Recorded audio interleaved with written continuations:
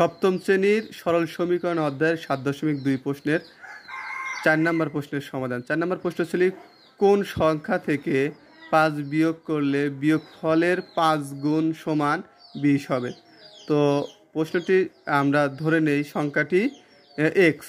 তো প্রশ্নে বলছিল কি কোন সংখ্যা থেকে ৫ বিয়োগ করলে, তো আমরা যেহেতু সংখ্যাটি ধরেছিলাম এক্স, তাহলে এক্স থেকে যদি আমরা ৫ বিয়োগ করি এই বিয়োগফলের সাথে কী ছিল আমাদের প্রশ্নে ৫ গুণ, অর্থাৎ কি আমরা এর সাথে কী করবো ৫ গুণ করবো, সমান কত হবে ২০। তো আমরা সমান চিহ্ন দিচ্ছি ২০ দিচ্ছি।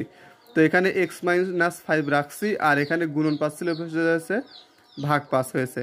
তো তারপরে আমাদের এখানে 5x যদি 20x যদি 5 দিয়ে ভাগ দিই তাহলে কত হয় 4, আর এই পৃষ্ঠা -5 থাকলে ওই পৃষ্ঠা যা +5। তো এখানে যোগ করলে কত আসতেছে 9, অর্থাৎ কি সংখ্যাটি হবে 9।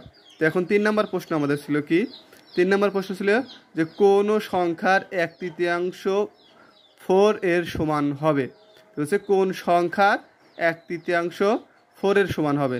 তো সংখ্যাটা আমরা ধরে নেই। তো এখানে সংখ্যাটি ধরে নিচ্ছি কি এক্স। তো ধরছি হচ্ছে সংখ্যাটি এক্স। তো এই এক্স সংখ্যাটি এর 1/3 কত হবে x/3, অর্থাৎ কি 1/3 বলতে বোঝায় ওই সংখ্যাকে 3 দিয়ে ভাগ দেওয়া। তো প্রশ্ন মতে বলছিল কি যে ওই 1/3 4 এর সমান হবে।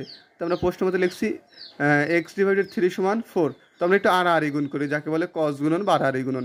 সেটা কি এই 4 এর নিচে মনে মনে কি আছে 1 আছে, অর্থাৎ কি এই এক্স এসে 1 এর সাথে গুণ হবে আর এই 3 যে 4 এর সাথে গুণ হবে। তাহলে এক্স অক্ষে এক্স আর 3 যা 4 এর সাথে গুণ হয়ে কী হয়েছে 3 4 12। তার মানে সংখ্যাটি আমাদের করে আসলো 12।